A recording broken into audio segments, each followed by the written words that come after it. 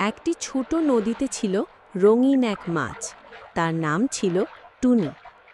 টুনি সব সময় আনন্দ করে বন্ধুদের সঙ্গে খেলে বেড়াত।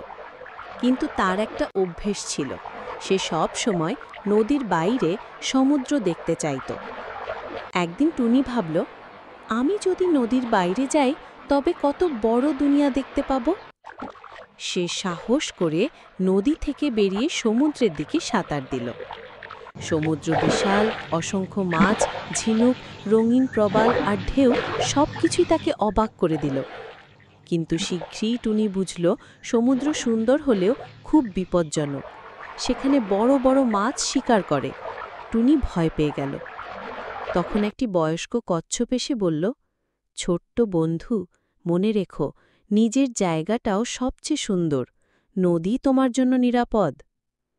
টুনি কচ্ছপের পরামর্শ মেনে আবার নদীতে ফিরে এলো।